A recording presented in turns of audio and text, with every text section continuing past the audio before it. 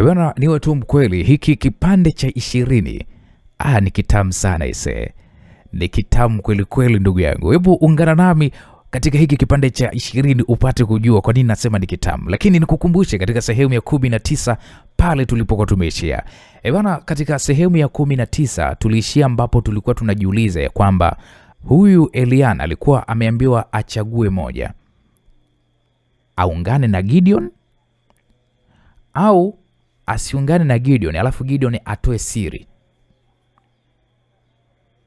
Je, Eliana atachagua pande gani? Awe kibaraka wa Gideon au amkane Gideon alafu Gideon atoe siri? Manake Gideon akitoa siri itamchafua rais, itamchafua mama yake, itamchafua mpaka mwenye Eliana. Hebu karibu katika hii sehemu ya 20. Bwana, kuna utamu kwenye hiki kipande cha 20. Yaani ndo kama story imeanza kunoga. Hebu karibu katika hii sehemu ya 20. Mimi ni Uncle J. Mzigo umetayarishwa na kuandaliwa na Saidi Jayara. Hii ni Sweet Love sehemu ya 20.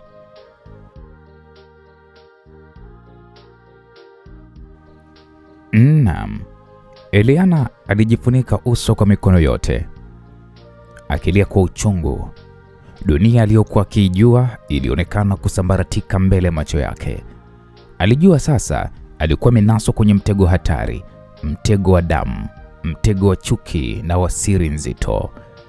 Alikaa kimya kwa muda mrefu, mikono yake ikitetemeka na machozi yakitiririka bila kupungua.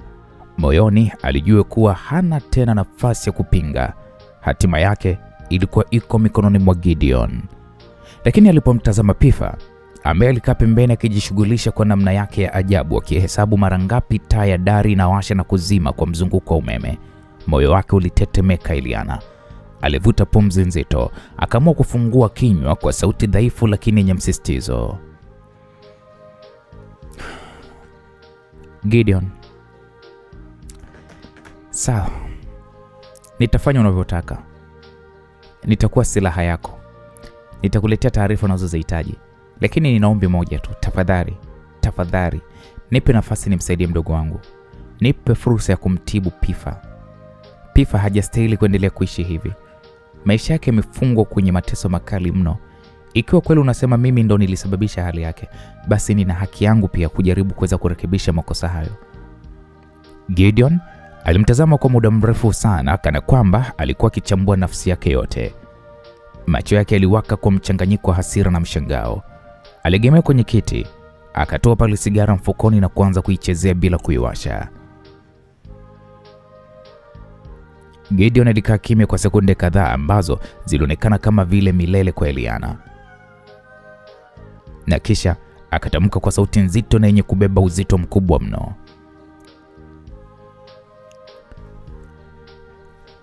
Eliana, ugonjwa wa Pifa hauna tiba. Madaktari wamesema mara nyingi tu ni OCD kali iliyoshikamana na matatizo ya kisaikolojia yaliyomwingia tokea utotoni. Hakuna dawa inayoweza kumrudisha kuwa sawa kabisa. Alichopoteza kimepotea. Eliana alitikisa kichwa kwa nguvu, macho yake yakimwangalia kwa uchungu mno. Gideon, lakini mimi ni binti wa rais. Ninaweza nikapata hospitali nzuri nchini au hata nje ya nchi, wataalamu bora zaidi, tiba ya kisaikolojia za hali ya juu pia. Kwa hiyo tafadhali, naomba unipatie nafasi. Hata kama sio tiba kamili, labda naweza kubadilisha maisha yake. Angalau apate fursa ya kuishi bila minyororo ya fikra zinazomtesa kila siku. Gideon, nakuomba sana, ruhusu hiyo iwe sehemu ya makubaliano yetu. Gideon alibaki kimya kwa muda, na kisha alivuta pumzi ndefu. Alimkodolea macho kwa ukali wa ajabu, na kisha ghafla tabasamu kwa namna ya ajabu, tabasamu ambalo lilikuwa nusu ya dharau, nusu ya ushindi. Sawa Eliana, kwa mara ya kwanza nakubali ombi lako, lakini sikiliza kwa makini. Ruksa unayo, ila kwa masharti. Ni marufuku kabisa baba yako kujua kama Pifa bado yuko hai. Pia mama yako hapaswi kufahamu chochote. Kwa macho ya dunia nzima, Pifa amekufa na ndivyo itakavyobaki kuwa hivyo. Ukivunja hili sharti, basi makubaliano yetu yamevunjika na siri yote itakuwa iko wazi. Eliana alivuta pumzi nzito, moyo wake ukipiga kwa kasi. Kwa mara ya kwanza alihisi kama ameweka doa dogo la matumaini katika anga la giza. Alikubali kwa kutikisa kichwa, macho yake yakiwa yamejaa machozi ya kiapo kisichokuwa cha maneno. Sawa. Naahidi nitaheshimu masharti yako. Lakini tafadhali, ruhusu nianze haraka iwezekanavyo kwa ajili ya Pifa. Gideon alimgeukia mdogo wake Pifa. Alimtazama kwa muda. Pifa ambaye bado alikuwa akihesabu tiles kwenye sakafu kwa utulivu usiokuwa kawaida. Alifunika uso wake kwa kiganja kimoja kwa sekunde chache na kisha akamwambia Eliana kwa sauti ya chini lakini yenye maamuzi.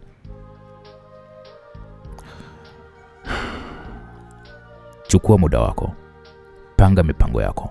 Lakini kumbuka, Eliana, usisahau jukumu lako. Hii ni vita kubwa kuliko vile unavyoweza kufikiria. Na wewe sasa ni sehemu ya silaha zangu. Hapo Eliana hakujibu. Hakuwa na nguvu ya kusema lolote. Kichwa chake kilijaa mawazo mazito, moyo wake ukiumizwa na mzigo mkubwa wa siri na ahadi. Baada ya makubaliano hayo, Gideon aliagiza moja kwa moja gari liwekwe tayari. Safari ya kurudi haikuwa na maneno mengi. Kila mmoja alikuwa yuko kimya, akitafakari mzigo wa safari hii ya kipekee. Eliana aliendelea kushikilia tumbo lake kwa mkono wake mmoja, akihisi mtoto wake tumboni. Alikumbatia maisha ambayo sasa yalikuwa na kivuli cha hila kubwa mno. Mwisho wa safari, walipofika kwenye hospitali, Gideon alimgeukia Eliana kabla hajaingia ndani, sauti yake ikiwa ni kali ya moja kwa moja. Akamwambia, Eliana, kumbuka makubaliano yetu. Hakuna cha baba yako, hakuna cha mama yako. Ukivunja masharti tuliyokubaliana, basi kila kitu kitafichuka. Sasa ingia, uendelee na maisha yako kama vile hakuna kilichotokea. Eliana alimtazama Gideon, macho yake akiwaka kwa huzuni na hofu, na kisha alitikisha kichwa kwa unyonge. Alishuka kwenye gari taratibu na kuanza kuelekea kwenye lango kuu la hospitali, miguu yake ikiwa ni mizito kana kwamba alikuwa anatembea juu ya miba. Alipoingia ndani ya hospitali ile, harufu ya dawa na utulivu wa jengo vilimpiga moja kwa moja usoni. Eliana moyo wake ulipiga kwa kasi kwa sababu alimjua mume wake Victor bado alikuwa yupo humo. Hajui lolote kuhusu safari nzito aliyokuwa ametoka kuipitia. Eliana alijua moja kwa moja, kuanzia sasa maisha yake hayatakuwa sawa tena. Alikuwa amefungwa katika makubaliano ya siri, akiwa silaha ya mtu mwenye chuki, huku akibeba ndoto ya kuokoa maisha ya Pifa kisirisiri. Eliana alitembea taratibu kwenye korido ndefu za hospitali, miguu yake ikihisi uzito kama vile ilikuwa imefungwa mawe. Kila hatua ilikuwa ni kama kupiga hatua ndani ya bahari yenye mawimbi makali ya hofu na siri. Alijua fika ya kuwa macho yake hayakuweza kuficha yote yaliyotokea, lakini pia alijua lazima ajipange kwa sababu Victor hakuwa mtu wa kupuuza dalili ndogo. Alipofika kwenye mlango wa wodi yake, aliusukuma kwa upole. Mara moja macho yake yaligongana na Victor aliyekuwa amekaa kwenye kiti mwendo chake, akitazama dirishani kwa mawazo mazito. Aliposikia mlango ukifunguliwa, aligeuka na kutabasamu kwa upole, lakini haraka tabasamu hilo liliyeyuka kuwa wasiwasi. Eliana. Sauti yake ilitoka kwa ukakamavu lakini yenye shaka. Ulikuwa wapi mke wangu? Nimekuona ukishushwa na mtu kutoka kwenye gari pale nje. Ulienda wapi Eliana? Maneno hayo ya Victor yalimpiga Eliana kama radi.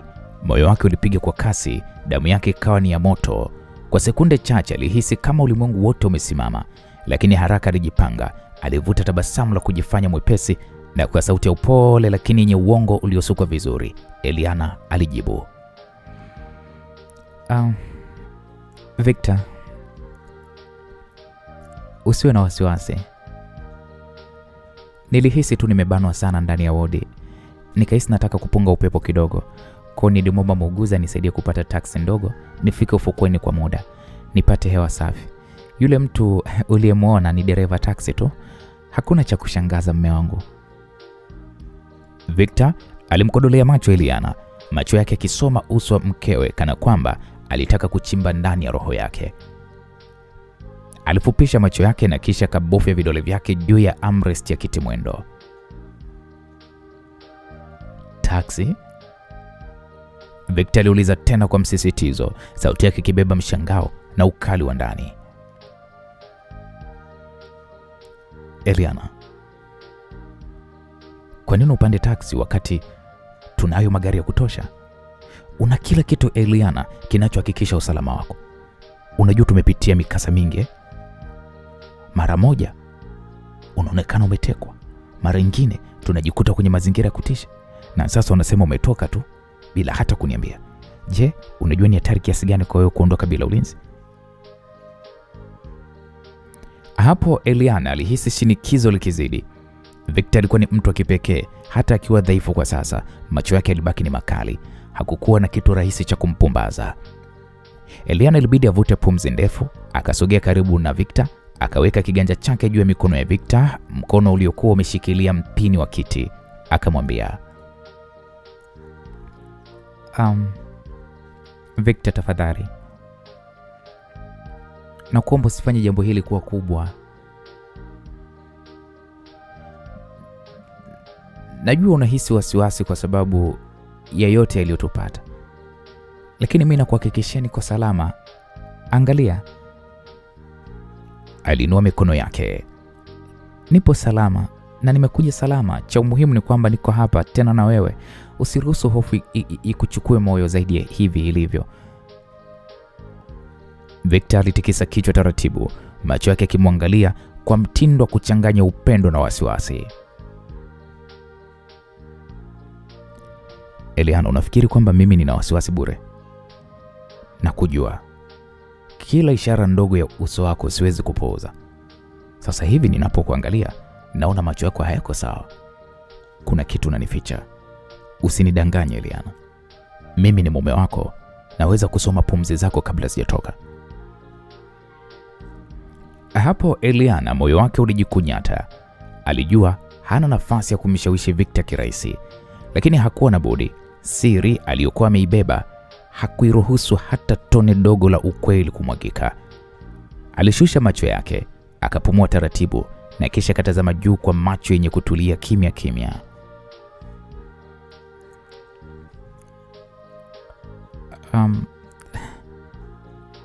Victor. Sauti yake ilitetemeka kwa hila iliyopangwa. Nimekuwa na msongo. Sio kwa sababu ya kitu chochote cha hatari. Ila tu najua unapitia mengi. Nilijihisi nimebanwa sana. Nilitaka kutoka kidogo nionje hewa ya utofauti. Tafadhali usinitilie shaka zaidi ya hapo, na ninaahidi kwako hakuna kilicho hatari. Maneno yake yalichanganya ukweli na uongo kwa ustadi wa ajabu. Victor alibaki kimya, akimtazama kwa muda mrefu. Hali hiyo ya kutazamana ilikuwa ni kama vile vita isiyokuwa na silaha, kila mmoja akijaribu kutafuta mwanya. Hatimaye Victor alipumua kwa nguvu, akayainua mabega yake kwa unyonge na kisha akasema, Eliana, unajua mimi sikatai kuwa ninakupenda, na ndio maana siwezi kuacha kukufikiria usalama wako. Nikikuona ukipanda magari ya ajabu ajabu bila ulinzi, nafsi yangu inachomeka. Najua mimi sasa hivi siwezi kukulinda, hata mwili wangu pia hauko vizuri, lakini angalau nataka nikuone unajilinda. Tafadhali usiniweke kwenye hali ya mashaka tena. Maneno hayo yalimgusa Eliana kwa ndani kabisa. Machozi yalianza kukusanyika machoni pake, si kwa sababu ya maneno ya Victor pekee, bali pia kwa sababu ya hatia kubwa aliyoihisi, kama vile alikuwa anachoma moyo wa mtu anayempenda huku akitabasamu mbele yake. Eliana alijilazimisha kutabasamu, akafunika machozi kwa haraka. Na kuahidi Victor, hakutakuwa kuna jambo la aina hiyo tena. Nitakuwa makini zaidi. Victor alinyosha mkono wake na kuushika mkono wa Eliana, akishikilia kwa nguvu, kana kwamba alikuwa kilinda kitu kisichoweza kulindwa. Kumbuka Eliana, alisema Victor kwa sauti ya chini lakini yenye kuumiza. Ninaweza kuishi na mateso yangu na hata kupoteza kila kitu, lakini siwezi kuishi nikikupoteza wewe. Machozi yalimwagika polepole usoni mwa Eliana, na kwa mara nyingine alijua alikuwa ameingia kwenye mzinga wa hila na siri ambazo zingeendelea kumtafuna taratibu, huku akimwangalia Victor akimpenda bila kujua kweli. Msikilizaji, usiku uliendelea kuwa mrefu. Saa ya ukutani ilibofya kwa midondo ya utulivu, lakini kwa Eliana ilikuwa ni kama ngoma ya huzuni ikipiga ndani ya kichwa chake. Alilala kitandani, macho yake yakiwa wazi bila hata chembe ya usingizi. Mwanga hafifu wa taa ya kona ya wodi uliangaza uso wake uliojaa wasiwasi, na kila mara alipogeuka upande mwingine alijikuta akirudi pale pale katika mtego wa mawazo yasiyokuwa na majibu. Picha za Gideon ziliendelea kumjia, macho yake makali kama ya simba aliyekosa mawindo. Maneno yake yalikuwa ni kama nyundo inayopiga kichwa chake tena na tena. Eliana, mama yako alikutumia wewe kama silaha. Sasa na mimi nakutumia wewe kama silaha. Alikumbuka maneno hayo ya Gideon.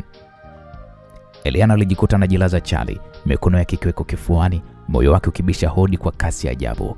Alijiuliza mara 10, mara 100, kwa nini Gideon anataka kumwangamiza waziri mkuu? Ndiyo, alikuwa amesikia maneno ya vitisho. Alikuwa ameambiwa kuwa waziri ni adui yake nambari 1, lakini sababu halisi bado ilikuwa ni kivuli kisichoonekana. Mungu wangu.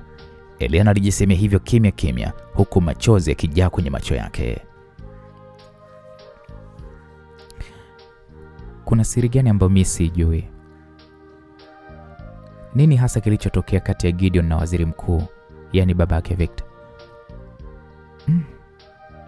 Wazo la mama yake pia halikumwacha. Alijua mama yake alikuwa chanzo cha chuki aliyokuwa nayo kwa Pifa. Chuki ambayo sasa imemgeukia mwenyewe kama upanga wenye ncha kali pande zote mbili. Eliana alikumbuka lile tukio la usiku ule. Alishika mto na alikuwa akijaribu kumziba pumzi Pifa. Eliana aliona alifanya kile kitendo kwa mikono yake mwenyewe, na sasa akaelewa huyu aliyekuwa akimhatarisha hakuwa adui, bali alikuwa ni damu yake, baba mmoja. Lo, Pifa, nilijua amekufa. Kumbe bado yuko hai. Na sasa hivi anaumia kwa tatizo la akili nililomsababishia mimi mwenyewe. Alijiwazia kwa maumivu makali mno. Mungu, kwa nini mambo haya yote lazima yaje juu yangu hivi sasa? Lakini mara picha ya Victor ikajitokeza, tabasamu lake la upole, sauti yake pale aliposema, siwezi kuishi nikikupoteza wewe. Maneno haya ya Victor yalikuwa kama kifungo cha dhahabu kilichomfanya Eliana asivunjike kabisa. Aliweka kiganja cha mkono wake juu ya tumbo lake, akihisi kiumbe kidogo kilicho ndani yake. Maisha mapya aliyokuwa akiyabeba sasa yalimtazama Pima.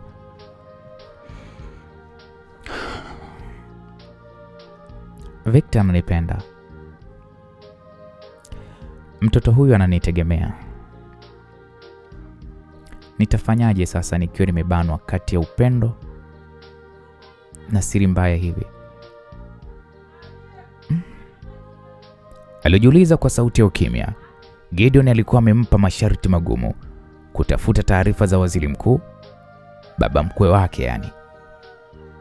Kila akiwaza hilo, Eliana machozi alizidi kumjaa. Alijiuliza, ikiwa nitampelekea taarifa hizo, si manake kwamba nitakuwa nimemsaliti mume wangu Victor? Si nitakuwa na mkono katika kuanguka kwa baba yake? Lakini pia alijua akisema hapana, Gideon atafichua siri nzito ambazo zingemng'oa yeye na mama yake.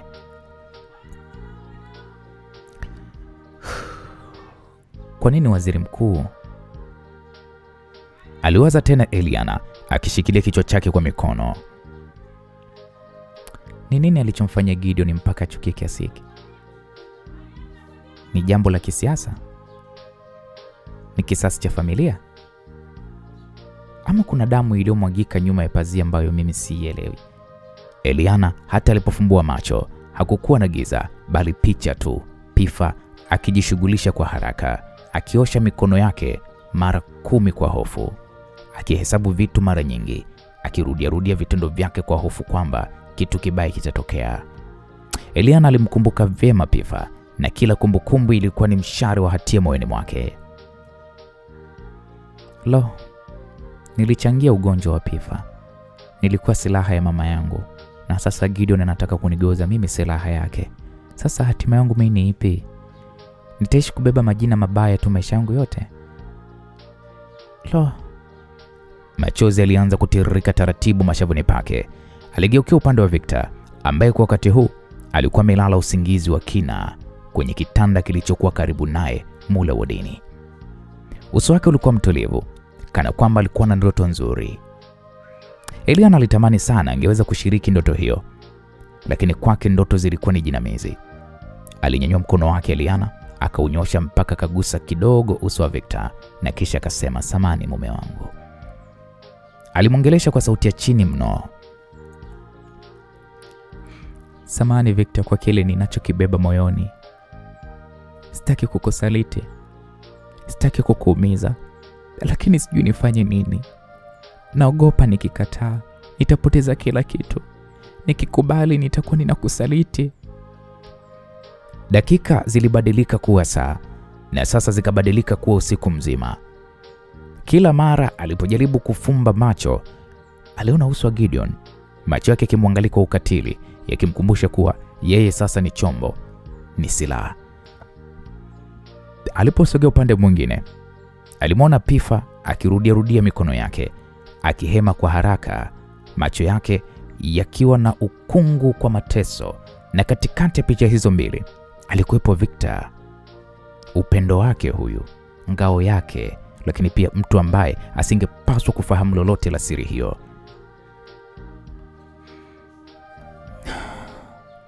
Kwa nini Gideon? Alijiuliza tena mara ya mwisho kabla ya alfajiri. Kwa nini adui yake ni waziri mkuu? Mwishowe Eliana alilala kidogo wakati mapambazuko yakiweko karibu, lakini usingizi wake ulikuwa ni mzito kwa ndoto zisizompumzisha. Eliana aliota ndoto kulikuwa kuna kamba ikining'inia tena, na kamba hii mara hii si kwa Hafsa, bali ilikuwa inaning'inia kwa Victor. Na alipokuwa anajaribu kukimbilia ile mwokoe Victor, alijikuta miguu yake imefungwa, mdomo wake umefungwa, na Gideon alikuwa akimwangalia huku akimwambia kwamba, "Wewe ni silaha yangu Eliana, usikimbie." Ndoto ilikuwa ni ya kutisha. Eliana alishtuka kwa jasho jingi, moyo ukipiga kwa kasi, na usiku ukawa ndo umemalizika bila majibu yoyote. Asubuhi ilipochomoza, mwanga wa jua ulipenya kupitia mapazia meupe ya hospitali, ukaleta taswira mpya ya matumaini. Madaktari walikuja pale kwa utaratibu wao wa kawaida, wakakagua hali ya Victor na Eliana, na kisha wakathibitisha kuwa wote wawili wameruhusiwa kuweza kuondoka hospitalini. Victor alitabasamu kidogo, akimshika mkono mkewe huku akiwa anamwambia, "Hatimaye tunarudi nyumbani. Hii hospitali imenichosha." Eliana alijibu kwa tabasamu dogo, lakini ndani ya moyo wake kulikuwa kuna wasiwasi mkubwa mno. Eliana akili yake bado ilikuwa imefungwa kwenye maneno na masharti ya Gideon. Hata hivyo alijilazimisha kutulia.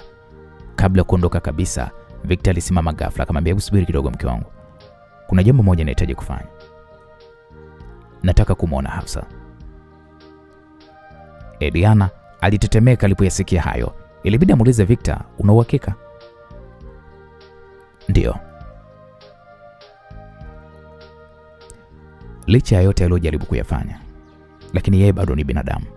Sidhani kama moyo wangu utanipa amani bila kumwona kwa mara ya mwisho na kumwambia maneno yangu. Walielekea wodini alikokuwa amelazwa Hafsa. Walipoingia, taswira waliokutana nayo ilikuwa ni ya kuhuzunisha kuliko vile walivyotarajia. Hafsa hakuwa tena yule mwanamke mwenye mvuto, sauti tamu na macho ya upendo aliyowahi kumpigania Victor. Sasa Hafsa alikuwa amekaa kitandani, nywele zikiwa zimetapakaa ovyo ovyo, macho yake mekundu ikiwa hayana mwanga wa furaha. Alikuwa akicheka na kisha kulia kwa ghafla, akizungumza mwenyewe kana kwamba kuna mtu anayeongea naye, lakini hakuwepo. Wauguzi wawili walikuwa karibu naye Hafsa wakijaribu kumtuliza, lakini Hafsa mara kwa mara aliwafokea na kugeuka upande mwingine. Alikuwa kama chizi, Hafsa alikuwa akionyesha dalili halisi za mtu mwenye matatizo ya kisaikolojia: kutokuwa na uthabiti wa hisia, hasira zisizothibitika, kuzungumza bila mpangilio na kukataa msaada. Victor alitembea kwa hatua za taratibu, akamkaribia pale kitandani kwake, akakaa kando yake, alivuta kiti karibu na kisha akamwambia,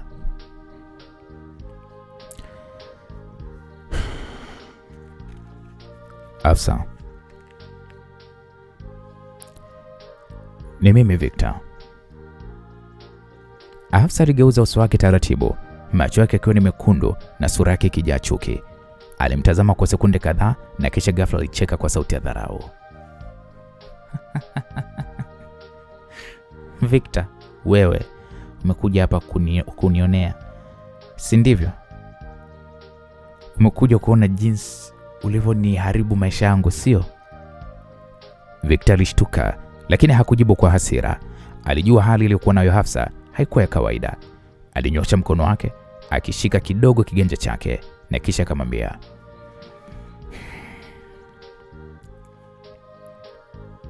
hapana Hafsa, nimekuja kwa sababu ninakujali.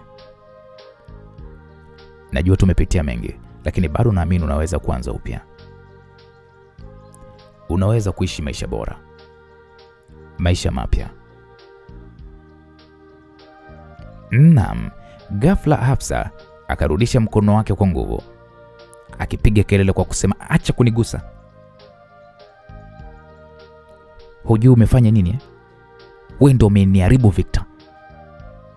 Wewe ndio umenifanya nisiwe na maana tena. Ulinidanganya na kuniacha. Kila kitu maishani mwangu kimevunjika kwa sababu yako Victor. Maneno yake Hafsa yalikuwa kama mishale inayopenya moja kwa moja kwenye moyo wa Victor.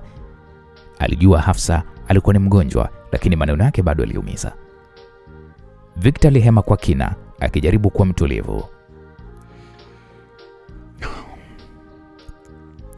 Hafsa, sikutarajia kukuumiza. Hafsa, nilikuambia ukweli tangu mwanzo kwamba mimi moyo wangu ulikuwa kwa Eliana. Sikupenda haya yote yatokee. Natamani ningekuwa na nguvu ya kurudisha muda nyuma ili tuanze tena kwa amani, lakini bado ninaamini kwamba unaweza kupona. Tafadhali, jaribu. Naam. Kabla hajamaliza kuzungumza, Hafsa alianza kupiga kelele zaidi, akionekana kupoteza udhibiti wake kabisa. Sitaki kukuona tena. Sitaki. Unanifanya niwe chizi zaidi. Ondoka hapa Victor. Nimesema ondoka. Victor hakuwa na namna nyingine zaidi ya kutoka tumule wadini. Moyo wake ulimuuma sana kumwona Hafsa yuko katika hali hile, na hasa ukizingatia yeye ndiye sababu kuu. Alipofika nje ya hospitali, tayari alimkuta Eliana akiwa ameshaingia ndani ya gari baada ya kuwa katangulia kutoka nje kabla yake. Safari ya kurudi nyumbani Upanga ilianza, huku wote wawili wakionekana wana mawazo mengi vichwani mwao. Gari lilipowasili maeneo ya Upanga, tayari kulikuwa kuna mabadiliko makubwa yaliyojitokeza. Geti la nyumba ya Victor na Eliana lilikuwa limefunguliwa na askari wa ikulu wakiwa wamesimama imara kwa mikono nyuma, bunduki zikiwa ziko bega moja. Wakuu wa ulinzi walikuwa wakitoa maagizo kwa walinzi wapya waliokuwa wameletwa mahususi kuhakikisha usalama wa familia yao. Na hii ni baada tu ya matukio mfululizo ya karibuni hapa iliyokuwa imetokea kutekwa kwa Victor na Eliana. Victor alishuka taratibu akiwa amemshika Eliana mkono.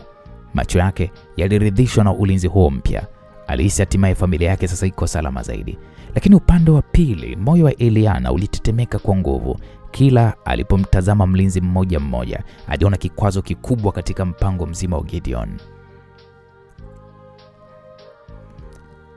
Sasa mimi nitakuwaje kibaraka wa Gideon? Alijiuliza moyoni Eliana. Kama kila kona kuna macho ya maskari. Najiona kuelekea kushindwa. Hali ile inimletea hofu ya ajabu. Walipoingia ndani, askari wawili wakiongozana hadi sebleni kuhakikisha kwamba kila kitu kiko sawa, na walipojiridhisha, mmoja wao akasema, Mheshimiwa Victor, maelekezo tuliopewa ni kwamba kutakuwa kuna zamu 4 za masaa 6 kwa kila mmoja, kuhakikisha nyumba hii iko salama masaa 24. Hakutakuwa kuna mtu anayeingia au kutoka bila taarifa.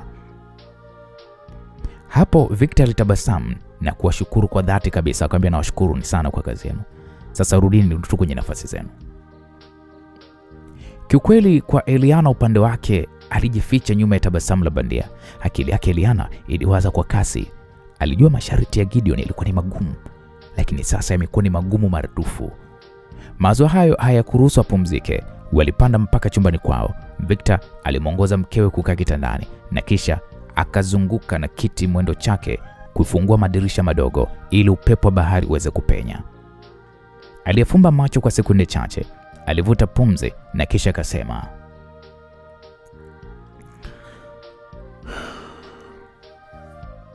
mke wangu, nimeona kuna jambo uliposhuka kwenye gari pale.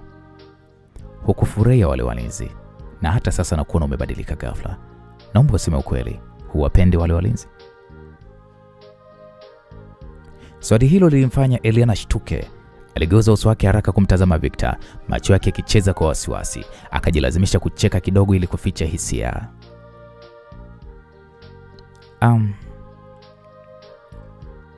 Mume wangu, sijari sana. Ni hii mimba tu inanifanya niwe na hasira za haraka.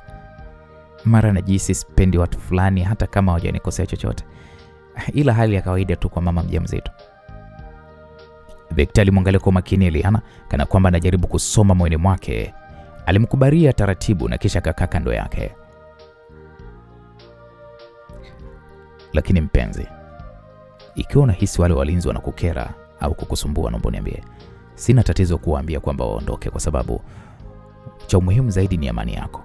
Sina haja kuona moyo wako unakaa kwa hofu. Hapo Eliana alinyamaza kwa muda, akitafuta maneno ya kumdanganya. Kichwa chake kilijaa mawazo ya Gideon na masharti yake. Hakutaka kumweka Victor kwenye hatari kwa kumwambia ukweli. Hivyo kwa busara ya haraka alikwepa kwa kusema, hapana Victor, usiwatoe. Niliwahi kusoma kuwa wakati mwingine wajawazito hupata kuchukia harufu au hata sura ya watu bila sababu yoyote. Sasa labda hiyo ndio imeshanitokea, sio kosa la walinzi. Victor alishusha pumzi na kisha kapapasa tumbo la Eliana kwa upole.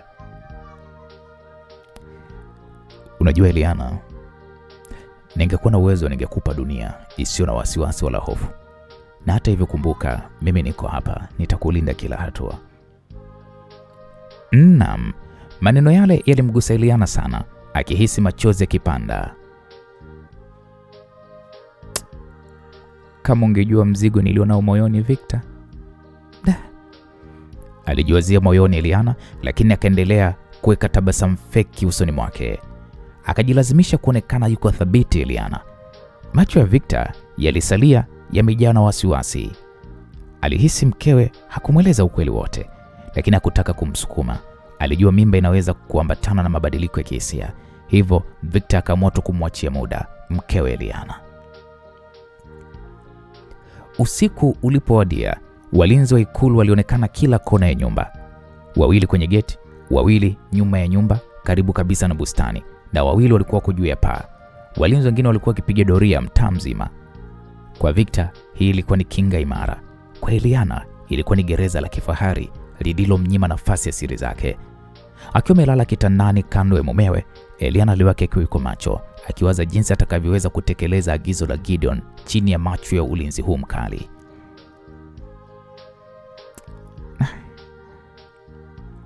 Nikichelewa atanifunua. Nikikimbia atanipata tu. Lakini nikikubali, nitakuwa namsaliti Victor na familia yangu. Sijui nifanyaje. Alijiuliza sana Eliana. Machozi yalimtiririka kimya kimya bila Victor kugundua. Ndani ya jumba hilo, amani ilionekana dhahiri kwa macho ya wengine, lakini mioyo ya Victor na Eliana ilikuwa imebeba mizigo tofauti. Victor alijali usalama wa mkewe na mtoto wao ajaye, na Eliana alibeba siri nzito ya Gideon ambayo inaweza kuivunja familia yao yote. Asubuhi ya siku iliyofuata, mwanga wa jua ulipoanza kupenya kupitia mapazia mazito ya chumba cha Victor na Eliana, sauti ya kike yenye ukakamavu ilisikika sebuleni. Eliana alipoamka kwa mshangao mkubwa, alimkuta mama yake, mke wa rais, akiwa amekaa kwenye sofa kubwa, amevalia gauni jeupe la kifahari lenye mikono mifupi na shanga shingoni. Kwa kawaida, kila alipomwona mama yake, Eliana alihisi furaha au walau ukaribu fulani wa kifamilia, lakini leo ilikuwa tofauti. Moyo wake Eliana ulijaa hasira na chuki ya ndani ambayo haikuweza kuonekana usoni mwake kwa sababu alificha kwa tabasamu la bandia. Alipomkumbuka Gideon na maneno yake ya jana kuhusu mama yake ndiye aliyempandikiza chuki dhidi ya Pifa, Eliana damu yake ilicheza kwa kasi. Alihisi kama kila pumzi ya mama yake ilikuwa kumbukumbu ya usaliti. Mama, mbona asubuhi? Eliana alijilazimisha kutabasamu mbele mama yake huku akimsogelea. Mke wa rais alinyanyuka taratibu, alimkumbatia binti yake kwa kumwambia, nimekuja kukuona mwanangu. Unajua mwanangu, jana nilipopata taarifa kwamba umetoka hospitalini, nilishindwa kabisa kuvumilia. Nilitaka kujua kwanza hali yako, wewe na mjukuu wangu ajaye. Eliana alinyamaza kidogo na kisha akamketisha mama yake. Alimwangalia kwa macho ya ndani yaliyoficha huzuni. Nashukuru mama, niko salama kwa sasa. Walikaa. Eliana alijua anapaswa kuficha siri nzito, hata kama alikuwa na kiu ya kumkabili mama yake na kumwambia ya kwamba nimekutana na Gideon na ninajua kila kitu kuhusu Pifa na unavyonichochea kumpiga vita ndugu yangu mimi mwenyewe. Alitamani kuyatamka yote hayo Eliana mbele mama yake, lakini hakuweza. Gideon alimuonya wazi wazi, hakuna mtu hasa mama yake wala rais anapaswa kujua siri hiyo. Kwa hiyo Eliana ilibidi ajikaze, akaunda sura ya utulivu. Baada ya maongezi mafupi ya kawaida kuhusu afya yake, Eliana ghafla akabadilisha mada. Mama, hivi umefikia wapi swala tulilolizungumza kuhusu mtu aliyeleta kichwa cha mbuzi hapa nyumbani kwetu? Mke wa rais uso wake ulivutika ghafla, sura uzito ilijitokeza. Mwanangu, na ndio maana nimekuja haraka sana. Nimekuwa nikifuatilia kwa karibu. Tume ya Usalama wa Taifa bado inachunguza. Mwanangu, ukweli ni kwamba nimehisi sana mtu aliyehusika ni yule mwanamke yule, mama yake Gideon. Unamkumbuka vizuri, sivyo?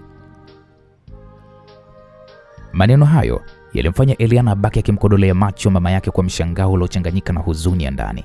Hakuamini kama mama yake bado anamshutumu mama wa Gideon, wakati yeye mwenyewe tayari alijua mama huyo alishafariki miaka 5 iliyopita.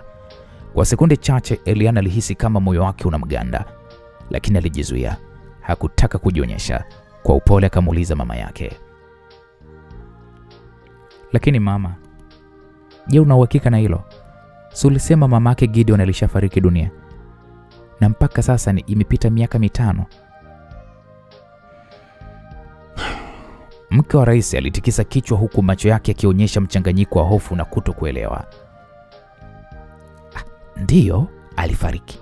Mimi mwenyewe nilihudhuria mazishi yake, lakini mwanangu, unajua kuna mambo mengine huwezi kuyaelewa yaani huwezi kuyaeleza tu kiurahisi.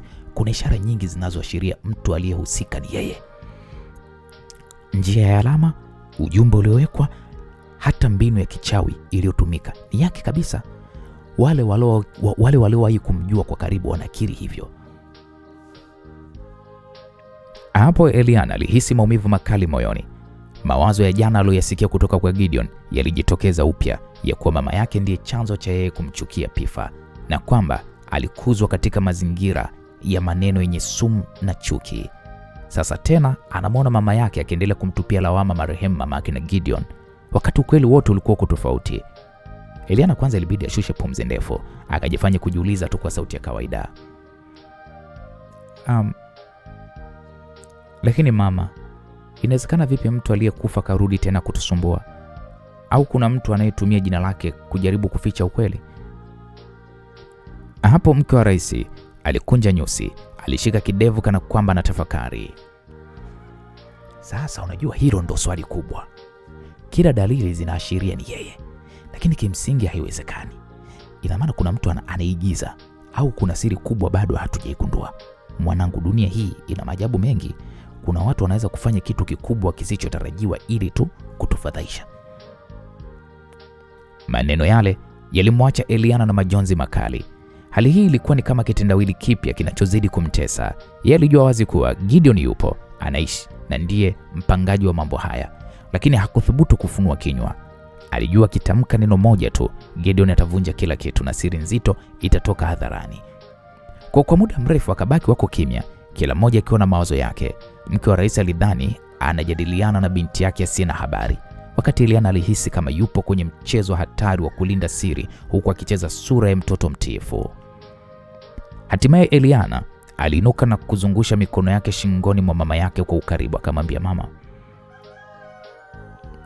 nakuomba jambo moja. Chochote utakachokifanya tafadhali hakikisha usalama wetu kwanza. Usalama wangu, wa Victor na wa mtoto wetu ajaye.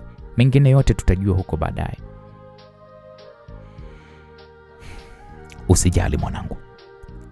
Mimi nitahakikisha hakuna atakayewagusa. Nitakuwa macho kila hatua. Hapo moyoni mwa Eliana, maneno hayo hayakumfariji. Alihisi kama kila neno la mama yake lilikuwa ni kama kisu kinachoongeza kidonda.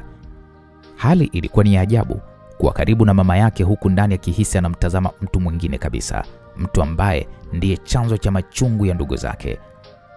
Wakiwa bado wanaendelea kuzungumza sebuleni, huku kila mmoja akijitahidi kuficha hisia za ndani, hali ilikuwa ya ukimya wa kuvuta hisia. Ghafla mlango mkubwa wa jumba lao uligongwa kwa heshima ya kiserikali. Askari wa ikulu waliokuwa wako nje walifungua mlango na kuingia. Mwanaume mrefu aliyevalia suti nyeusi, Inspector Sadiki, akiwa amefuatana na mwanasheria wa serikali. Macho yao wote yalimgeukia. Mke wa rais alinyanyuka kidogo kwa ishara ya heshima, na Sadiki akainamisha kichwa chake kwa heshima. Eliana, naomba unisaidie kumuita Victor, alisema Inspector Sadiki kwa sauti ya utulivu lakini yenye mamlaka. Eliana alinyanyuka kwa haraka mno. Sawa Inspector, ngoja nikamuita. Alielekea chumbani kwa Victor ambapo alikuta mumewe akijaribu kunyanyuka kutoka kitandani kwa msaada wa kiti mwendo chake.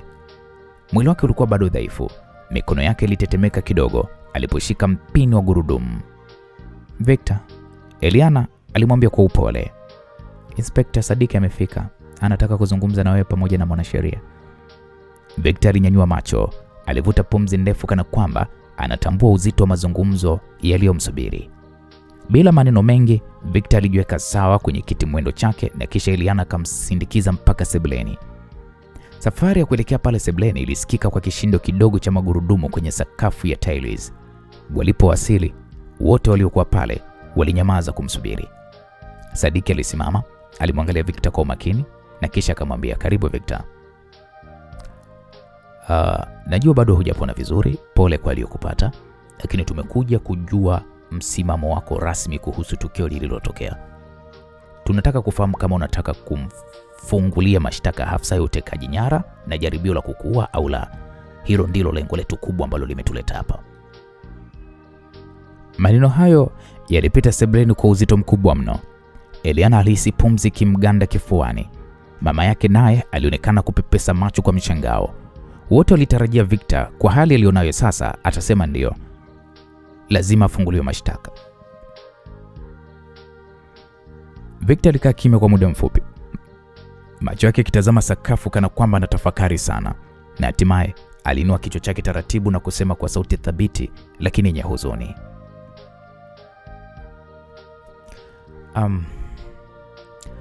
hapana Inspector, sitaki kumfungulia Hafsa mashtaka yoyote, nataka awe huru. Maneno yale yalilipuka kama radi sebuleni. Eliana alishtuka, akamkodolea macho kana kwamba hakuamini kile alichokisikia. Victor? Unasema nini? Yaani kwa jina la Mungu. Hivi unajua ilikuwa bado kidogo akue yule.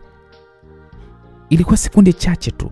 Sekunde chache ambazo zingetufanya tukupoteze milele mume wangu. Alafu sasa hivi unasema hutaki kumfungulia mashtaka Hafsa, kweli? Mama yake Eliana naye aliingilia kati, sauti yake ikijaa ghadhabu. We Victor, hili ni kosa kubwa mno. Yule mwanamke amekutishia maisha. Anatutishia sisi sote. Na wewe unasema hutaki hatua zichukuliwe. Unafikiri nini sasa? Yaani unachokifikiria ni nini hasa? Mwanasheria alitetemeka midomo kana kwamba naye hakuamini, lakini Victor alinyanyua mkono wake kuashiria kimya na kisha akasema kwa utulivu, "Mama, najua. Eliana, najua. Lakini sikilizeni. Nilichokiona kwa Hafsa jana, nimeona ni mtu ambaye akili yake imepoteza kabisa. Nimeona mateso, nimeona uchungu na uhalisia wa mtu ambaye maisha yamemwangusha. Hali alionayo sasa ni adhabu kubwa zaidi kuliko kifungo au mashtaka yoyote. Sioni haja kumzidishia maumivu." Naam, Eliana alitikisa kichwa kwa hasira, machozi yakianza kumtiririka. "Victor, wewe una huruma kupita kiasi Victor. Hii ni hatari. Kesho akimua kujaribu tena je? Utaendelea kusema ni mateso yake tu yatatosha, si ndio?" Mama yake aliongeza kwa sauti ya ukali. "Wewe Victor, wewe ni mwanamume mwenye busara, lakini hapa unakosea. Huwezi kuweka hatima ya familia yako kwenye rehani zisizokuwa na maana kwa mtu kama yule." Victor muda huu alibaki tu thabiti. Macho yake alimtazama Eliana kwa upole. "Eliana, mama, nyinyi nyote nawaelewa. Sio kwamba siwaelewi, nawaelewa. Lakini mimi ndo nimeamua. Hili ni jambo langu, siwezi kumfungulia mashtaka Hafsa. Nilimpenda kama mpenzi wakati fulani. Na sasa kumgeuza kuwa mhalifu rasmi kisheria hakutanipa amani. Nitaishi kwa kumwachia Mungu amhukumu yeye na sio mimi." Naam, Inspekta Sadiki alitazamana na mwanasheria wake na kisha aliinuka kwa heshima na akasema, "Sawa. Basi kwa kuwa umeamua hivyo Victor, tunaheshimu msimamo wako, lakini nakusihi uwe mwangalifu. Hali kama hii inaweza kurudi tena." Alitoa heshima tena na kisha yeye na mwanasheria wakaondoka, huku akimwacha Victor sebleni katikati ya macho ya lawama. Baada ya mlango kufungwa, ukimya mzito ulitawala. Eliana alishindwa kujizuia tena. Alimgeukia mume wake na kumwambia kwa hasira iliyochanganyikana na uchungu, "Victor, kwa nini unafanya hivi? Kwa nini unamwonea huruma mtu aliyekuteka? Mtu aliyekuweka kwenye kitanzi cha kifo. Hii sio haki hata kidogo." Victor alimtazama Eliana kwa macho ambayo yamejawa upendo wa kweli lakini pia uchovu. "Nimefanya hivyo kwa sababu nimeshuhudia mateso yake. Niliona namna anavyopambana na nafsi yake. Hakuna adhabu mbaya zaidi ya kupoteza akili na amani ya moyo. Kwa hiyo kwangu mimi, Hafsa tayari anateseka kuliko kifungo chochote kile gerezani." Hapo Eliana alifunika uso wake kwa mikono, machozi yakimtiririka. Mama yake aliketi pembeni akiwa amekasirika sana. Alijishika kidevu kana kwamba hafahamu atamshauri nini binti yake. Victor alisogeza pale kiti mwendo karibu na Eliana, akashika pale mkono wake. "Naomba unielewe Eliana. Najua ni vigumu sana, lakini amani yangu ni kumwachia Mungu aendelee na hukumu yake. Siwezi kuwa sehemu ya kumzidishia mateso Hafsa." Eliana alimtazama mumewe, moyo wake ukigawanyika vipande viwili, upendo kwa Victor na hasira juu ya upole wa Victor uliopita kiasi. Lakini hata kwa maneno yote aliyoyasema, Victor hakutikisika. Alishikilia msimamo wake, akabaki kuwa mtu wa huruma na moyo laini hata kwa adui yake wa karibu zaidi. Msikilizaji, siku ziliendelea kupita kwa mwendo haraka kana kwamba majira yalikuwa na haraka zake. Mambo mengi yalianza kubadilika ndani ya familia ya Victor na Eliana. Hali ya hofu, hila na misukosuko ya zamani ilianza kufifia taratibu, huku maisha ya kawaida yakianza kurejea, ingawa kwa Eliana kila saa bado kichwa chake kilikuwa kimebeba siri nzito ambazo hapakuwa na mtu wa kuweza kumshirikisha. Mimba yake ilianza kukua kwa kasi, na kila siku alijitazama kwenye kioo, alihisi moyo wake ukipiga kwa hisia mchanganyiko. Upendo wake kwa Victor ulikuwa ni mkubwa sana, lakini kumbukumbu za Gideon, masharti ya Gideon na taswira ya Pifa hazikuacha kumwandama Eliana. Mara nyingi usiku Eliana alikaa macho muda mrefu, akishika tumbo lake huku akijiuliza kwamba je, nitakuwa mama bora kwa mtoto huyu wakati mimi mwenyewe nimebeba siri nzito kiasi hiki? Naam. Na kwa upande wa Victor, maisha yake yalikuwa ni safari ya ushindi na maumivu. Madaktari walimpa ratiba kamili ya mazoezi ya tiba ya mwili. Kila asubuhi kabla ya jua kuchomoza vizuri, askari wa usalama waliokuwa wamewekwa nyumbani walimsaidia kumpeleka kwenye chumba maalum cha mazoezi kilichowekwa ndani ya nyumba. Pale alipokuwa akishughulika, jasho lilimtoka kwa wingi, mikono yake ikitetemeka kwa maumivu, lakini moyo wake Victor ulikuwa thabiti kabisa. Eliana, licha ya mimba yake, hakuwahi kukosa hata siku moja kumtazama. Aliwahi kumwambia Victor, nimekuzoea ukiwa uko imara, siwezi kukuzoea hivi, lakini naona jinsi unavyopambana, naamini siku moja utainuka tena kwa miguu yako.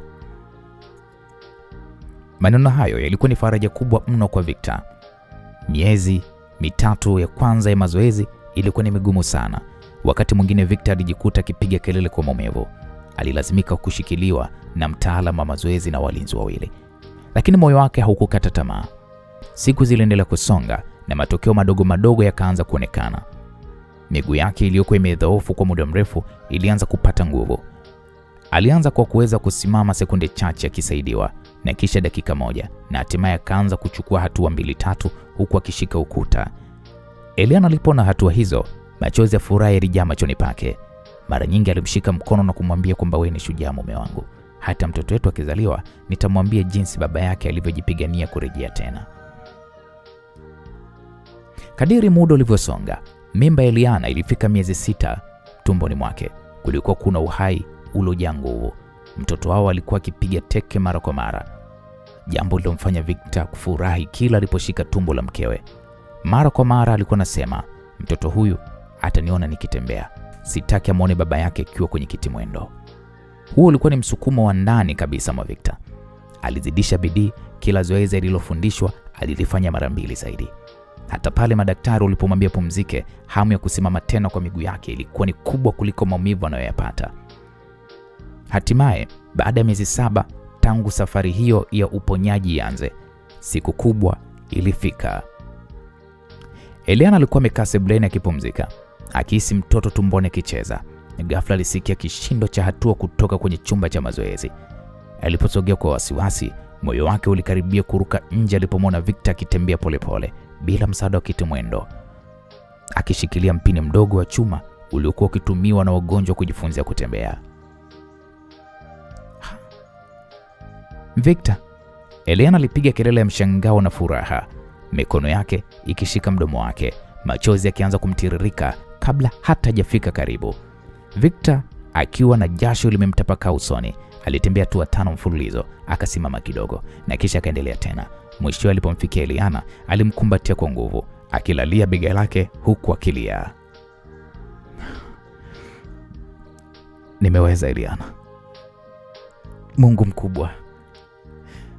Nimeweza.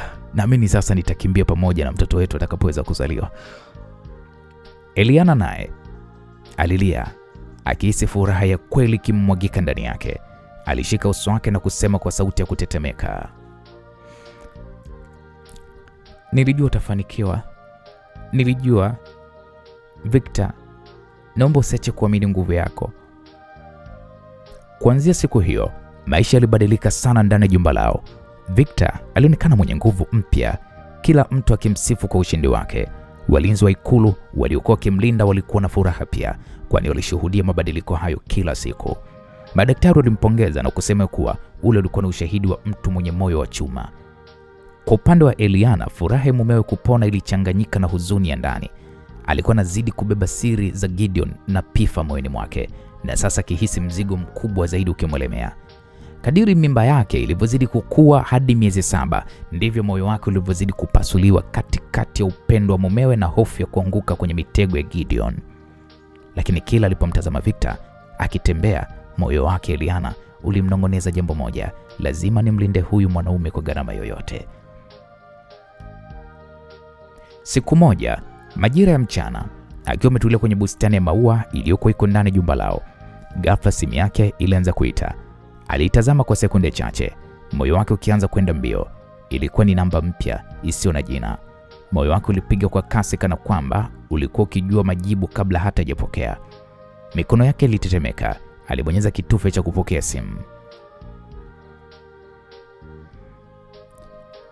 Hala, Eliana alitamka kwa sauti ya tahadhari, na ndipo sauti nzito ya kikatili na isiyokuwa na huruma Gideon ilisikika upande wa pili ikisema, Eliana, umeanza kunichosha sasa. Siku zinaenda na wala sijapata hata chembe ya taarifa ninazozihitaji. Au nadhani kwamba mimi na mchezo na wewe? Hapo Eliana alishtuka, alihisi mikono yake ikimtetemeka zaidi. Alitazama huku na kule bustanini kana kwamba mtu angemwona akizungumza. Kwa sauti ya kujitetea Eliana alisema kwa shida, Gideon, tafadhali Gideon, elewa mahali nilipo si rahisi. Ulinzi ni mkali mno. Kila ninachokifanya kinaangaliwa. Hata kama nikitaka kutoka, wananiandama kama kivuli. Na ukumbuke kwamba nina mimba kubwa, siwezi kufanya jambo kwa haraka vile ambavyo unavyotaka. Mimba yako mimi hainihusu mimi. Umeitafuta wewe mwenyewe. Sio tatizo langu. Sikukuita kwenye kazi hii kwa sababu ya nguvu zako za mwili, bali kwa nafasi yako. Wewe ni binti wa rais, na zaidi ya hapo ni mke wa mtoto wa waziri mkuu. Huo ndio mtaji wangu kwako. Na sasa unataka kuniambia eti mimba ndio kisingizio? Sikiliza vizuri Eliana. Sina huruma na visingizio vyako. Hapo Eliana ilibidi ameze mate, akisi jasho jepesi likimtoka usoni liche upepo mwanana. Basi tafadhali nipe muda. Naogopa nikijaribu vibaya nitaumbuka. Ulinzi ni mzito mno. Gideon alicheka kwa dharau, kicheko cha baridi kilichomfanya Eliana hisi damu ikiganda mwilini. Huo ndio udhaifu wako Eliana. Hata hujui jinsi ya kutumia nafasi ulionayo. Unaishi na mtoto wa waziri mkuu, unaingia sebuleni kwake, jikoni kwake, ofisini kwake, na bado unaniambia kwamba uweze kupata taarifa ambazo mimi nazitaka. Kwa nini niseme sasa kwamba wewe ni bure? Naam. Eliana alijaribu kutafuta maneno ya kumtuliza Gideon, akiongea kwa sauti ya kuomba. Gideon, nakusihi naomba unielewe. Mambo haya si mepesi, ninahitaji kupanga kwa makini. Wewe mwenyewe umesema siri yako kubwa ni kutokufichuliwa. Sasa nikipanikisha hili jambo, nikishikwa je? Itakuwa ndo mwisho wa mpango wako wote. Acha nifikirie njia sahihi. Hapo Gideon hakusubiri. Sauti yake ilikuwa ni ya kutisha zaidi. Maneno yake yalikuwa kama radi. Hapana Eliana, hapana. Sina muda wa kupoteza. Ndani ya wiki 2 kuanzia leo, nataka mezani kwangu kuwe kuna taarifa zote za miamala ya kifedha ya waziri mkuu. Nataka kila kitu, akaunti zake, mzunguko wa pesa, kila anachokificha na kihitaji. Na usithubutu kuniambia kwamba huwezi. Ukishindwa nitaachisha siri nzima. Baba yako atajua, mama yako atajua, na taifa lote litajua.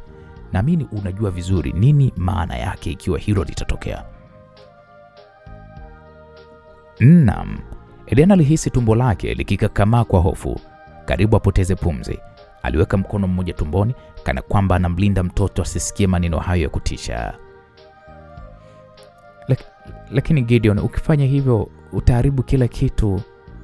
Familia yangu, nchi hii, kila kitu kitakuwa vurugu. Gideon alikata kwa sauti ya dharau. Hilo ndilo lengo langu Eliana. Wewe ni silaha yangu. Kama mama yako alivyokutumia wewe dhidi ya Pifa, vivyo hivyo mimi ninakutumia wewe dhidi ya hao maadui zangu. Usio na mawazo ya huruma hapa. Nimekuonya mara ya mwisho. Wiki 2, ukishindwa nitaachia bomu na hutakuwa na nafasi kujitetea tena. Hapo simu ilikatwa ghafla. Sauti ile ilitoweka, ikabaki tumliwa bi bi bi. Eliana alibaki tu amekakamaa, macho yake yakiwa yamepanuka kwa hofu. Moyo wake ulipiga kwa kasi ya ajabu, akihisi mapigo yake yakigongana na mtoto tumboni. Alishikilia simu kwa mkono uliotetemeka na kisha kaishusha taratibu kifuani. Machozi yalianza kumtoka bila hata yeye mwenye kujua. Kila neno la Gideon lilikuwa ni kama visu vilivyomkata ndani moyo wake Eliana. Ndani ya wiki 2 tu, wiki 2 ambazo alizihisi kama ni masaa machache tu, anapaswa kumpatia taarifa za kifedha za waziri mkuu. Lakini atawezaje kufanya hivyo? akiwa ndani ya nyumba yenye ulinzi mkali, akiwa chini ya macho ya Victor, akiwa na mimba ya miezi 7. Alijaribu kujituliza Eliana, lakini hofu kubwa ilikuwa ni moja. Je, Gideon akiamua kufichua siri ya Pifa bado yuko hai, maisha ya familia nzima yatavunjika. Baba yake ambaye ni mheshimiwa rais angeachwa kwenye fedhea.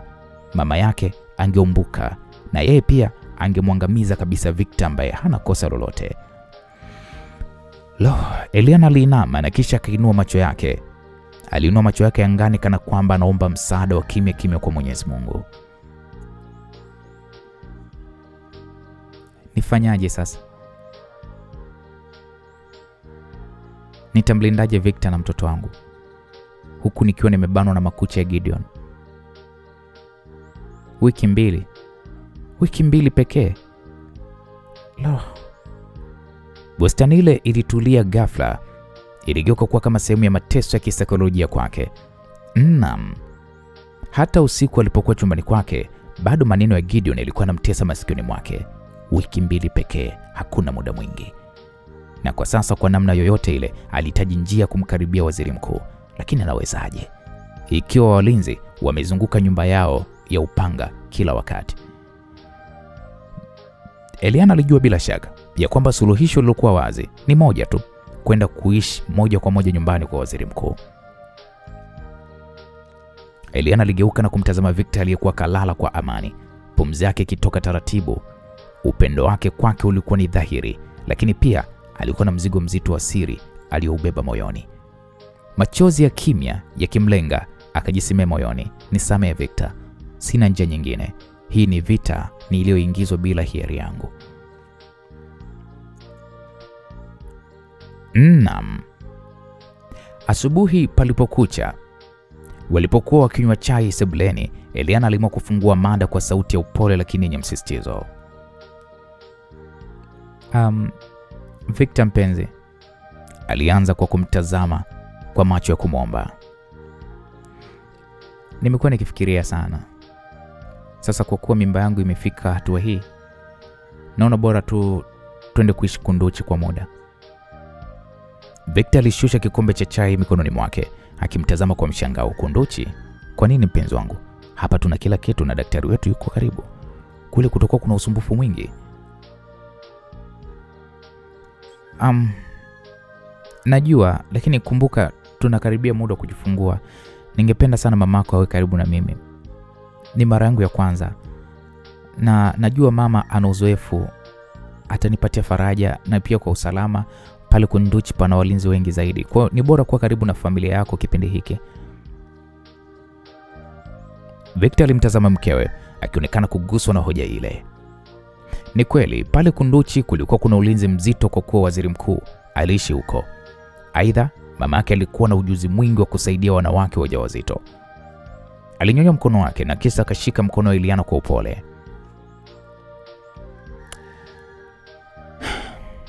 Hakika umefikiria kwa busara, na ndio maana nakupenda. Kama unataka tuhamie Kunduchi, basi tusubiri tuangalie ratiba ya daktari na kisha twende huko wiki hii. Eliana alihisi nafuu moyoni, lakini pia mzigo wa hatia. Alikuwa na lengo la siri, tofauti kabisa na lile alilomtajia mumewe Victor. Ndani ya nafsi yake Eliana alijua sababu kuu ya kutaka kwenda Kunduchi ni kumkaribia waziri mkuu kwa urahisi zaidi, ili apate nafasi ya kupekua nyaraka za waziri mkuu, kompyuta ya waziri mkuu au chochote kinachomhusu waziri mkuu. Gideon alikuwa amempatia sharti la kupeleka taarifa za kifedha, na sasa nafasi pekee ilikuwa ni hiyo. Siku chache baadaye walihamia Kunduchi. Nyumba ya waziri mkuu ilikuwa ni kubwa, yenye uzuri wa kuvutia, bahari ikiwa karibu na walinzi wakiwa kila kona. Mama Victor aliwapokea kwa mikono miwili, akimkumbatia Eliana kwa upendo na kumshukuru kwa uamuzi wa kuishi nao kipindi hiki cha ujauzito. Hapa mwanangu, utapata kila msaada unaohitaji mwanangu, alisema mama mkwe wake huku akipapasa tumbo la Eliana. Victor alikuwa mwenye furaha. Alihisi amani kubwa kwa kuona familia yake sasa iko karibu.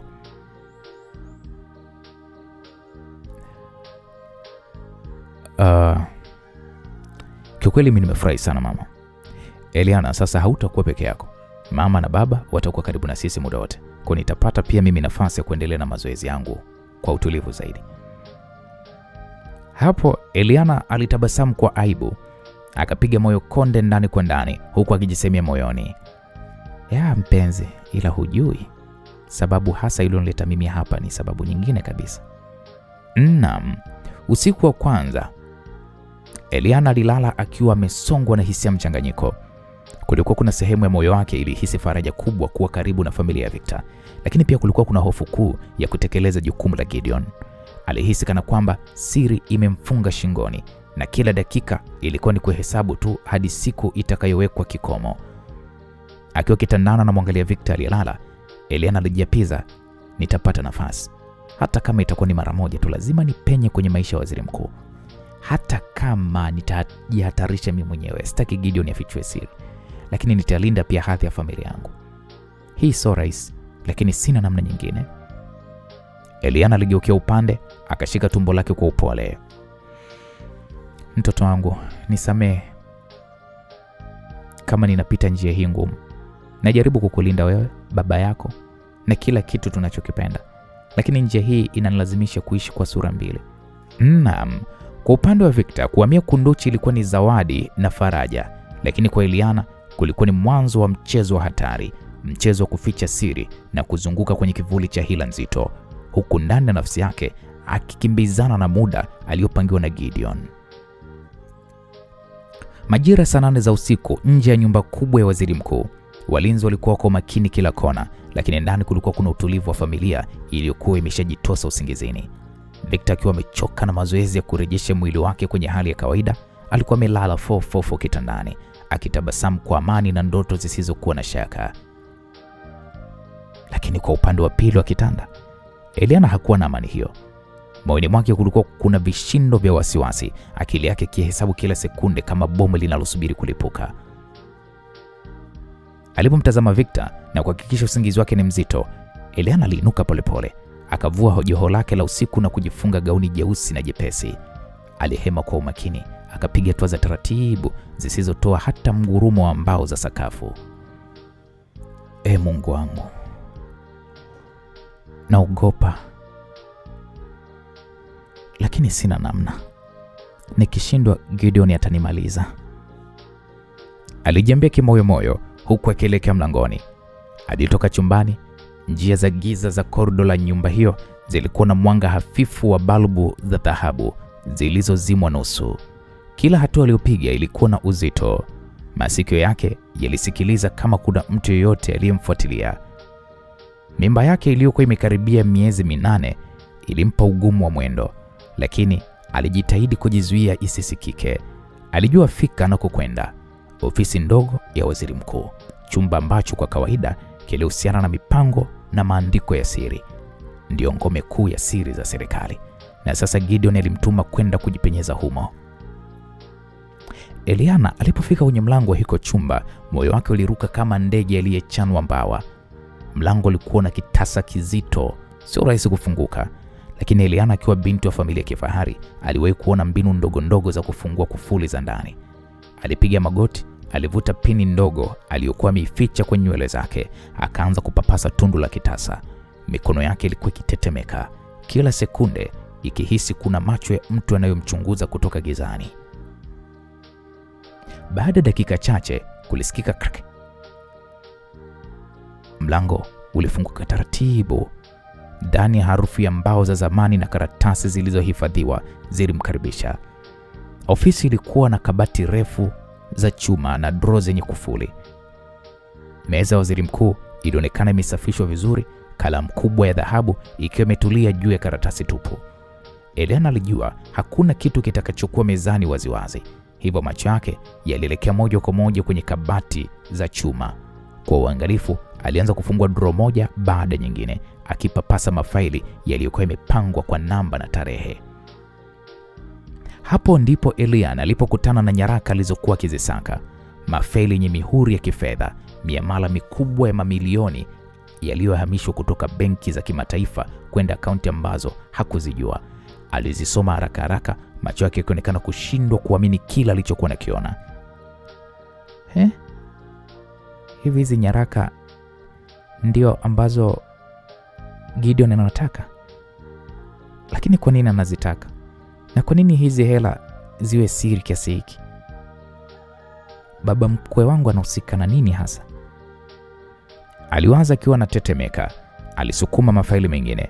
Alijikuta ameshika bahasha nyingine yenye nembo nyekundu ikisema confidential eyes only. Alifungua haraka na ndani kukaa kuna picha kadhaa zikimwonyesha waziri mkuu akiwa na watu ambao Eliana hakuwahi kuwaona kabla. Baadhi yao walikuwa na sura zenye ukakamavu kama magenge ya kibiashara haramu. Hapo moyo wake ulimdunda zaidi. Mkono wake Eliana ulitetemeka kiasi cha karibu kudondosha bahasha. Kwa muda huo wote alikuwa hajisikii vizuri. Mapigo ya moyo yalikuwa kimpeleka mbali. Alijiuliza mara kwa mara, nikishika hizi nyaraka nitazipeleka wapi? Nitaweza kweli? Ina maana waziri mkuu ana uhusiano na magenge ya uhalifu? Mbona inaonekana kama amekuwa akifanya nao biashara haramu ya madini kupitia hizi nyaraka? Oh Mungu wangu, ni nini hiki nakiona sasa? Hizi ni shutuma nzito. Kama Gideon akizipata, ina maana kwamba maisha ya baba mkwe wangu yatakuwa hatarini. Nitafanyaje sasa? Lakini hapana, siwezi kuharibu mustakabali wa mtoto wangu kwa kumlinda waziri. Hili ni kosa lake. Kama kweli anafanya hii biashara, atawajibika mbele ya sheria, alijisemea Eliana wakati anazirudisha haraka kwenye mpangilio wake.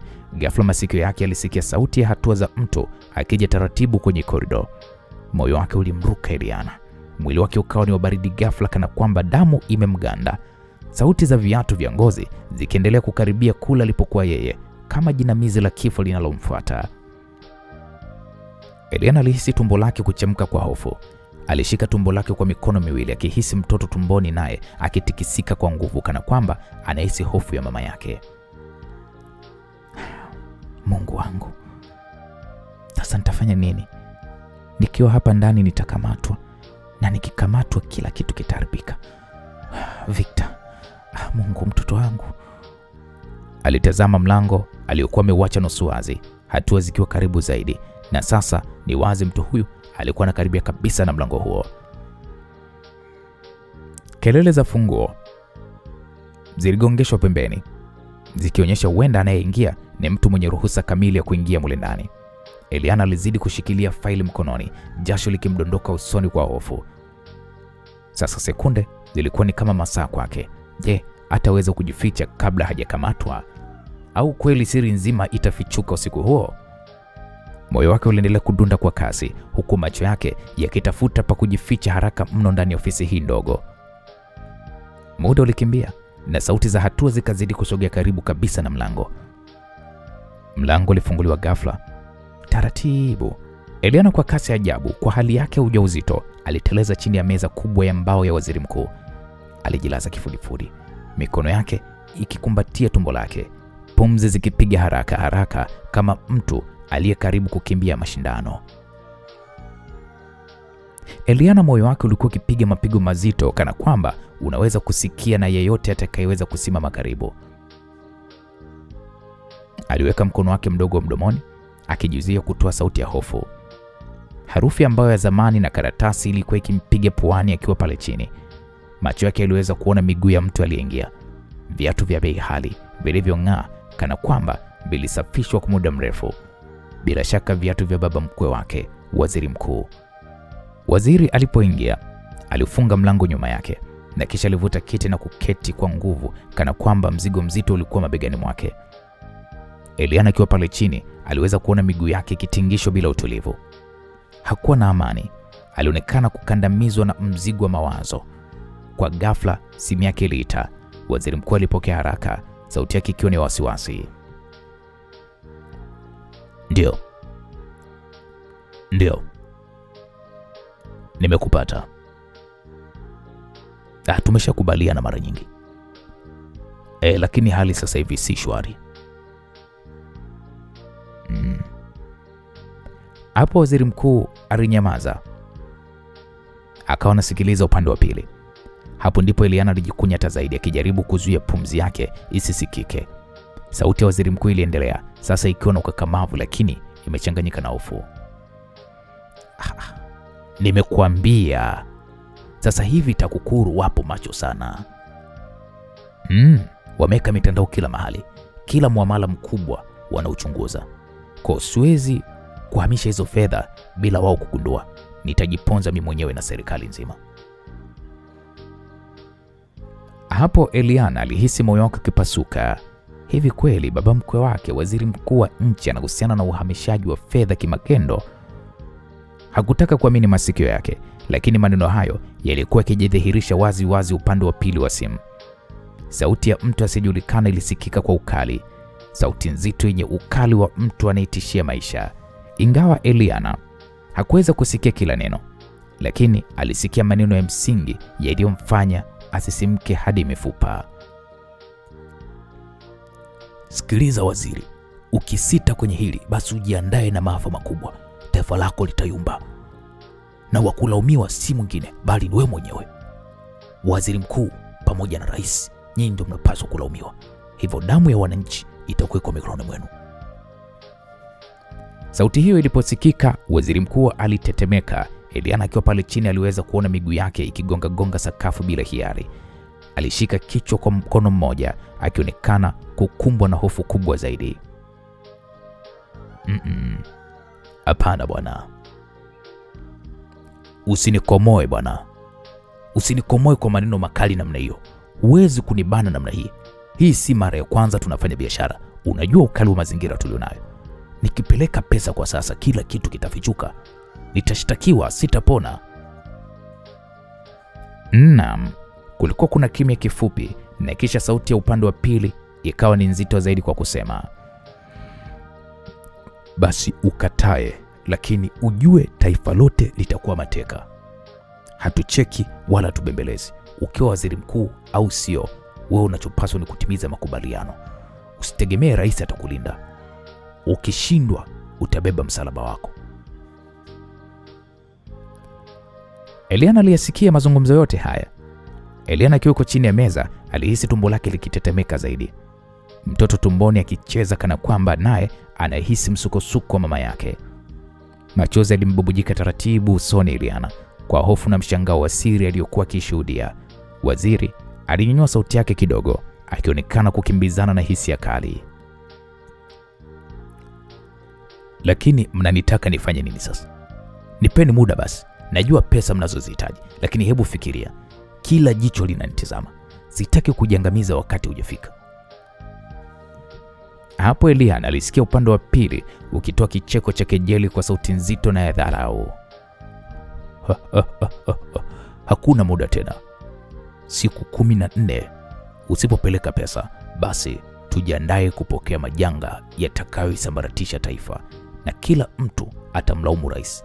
Lakini ukweli tunaujua, wewe ndiye uliyekosa kutimiza ahadi. Simu hiyo ikakatwa ghafla. Waziri alibaki akihema kwa nguvu, akitupa simu juu ya meza.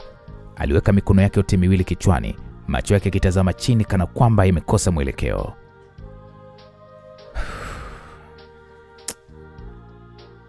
Mungu wangu, nimejiingiza wapi mimi? Nilikataa mimi. Taifa litayumba. Nikikubali TAKUKURU atanimaliza, na rais ataona kama mimi ndiye niliyesababisha maafa yake, alisema waziri. Eliana alihisi damu ikimkimbia mwilini. Hapa ndipo alipoanza kuelewa kidogo kidogo kwa nini Gideon alikuwa akimlazimisha kupata nyaraka hizi. Ukweli ni kwamba baba mkwe wake alikuwa katikati ya mchezo mkubwa wa hatari, mchezo ulioweza kumwangusha yeye, serikali na hata baba yake mzazi ambaye ni rais. Hata hivyo, hofu kubwa zaidi ilikuwa moyoni mwake. Sasa afanye nini? Ikiwa Gideon atapata taarifa hizi, atatumia kama silaha ya kuangusha serikali. Lakini asipopeleka, Gideon atafichua ukweli wake mwenyewe. Akiwa chini ya meza, Eliana alibaki akitetemeka, macho yake yakimtazama waziri mkuu ambaye hakujua kuwa mke wa kijana wake yuko humo humo ndani ya hiki chumba. Alisikia kila neno, alisikia kila siri. Alibaki kilala tu chini ya meza, mwili wake wote ukiwa katika mtikisiko wa hofu. Alikuwa amesikia kila kitu, mazungumzo ya baba mkwe wake, vitisho vya mtu asijulikana, na sasa akihangaika moyoni jinsi ya kutoka humo bila kugundulika.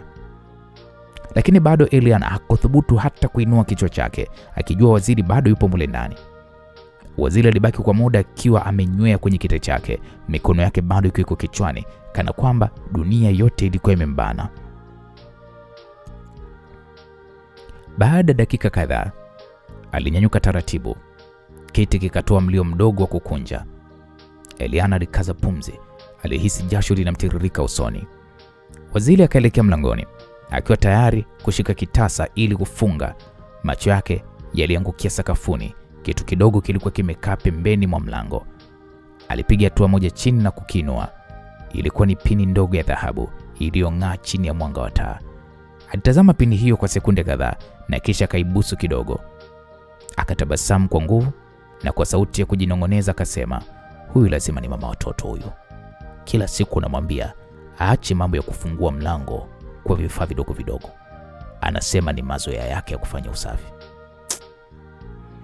Alitikisa kichwa, aliweka pini mfukoni kana kwamba ni kitu cha kawaida tu, na kisha akafunga mlango kwa makini na kuondoka. Hatua zake zikapotelea kwenye korido ndefu. Eliana alibaki pale chini ya meza, akihisi moyo wake ukimdunda kwa nguvu zaidi. Mara moja alijitokeza kutoka pale alipokuwa amejibanza, akaenda haraka kukagua mlango.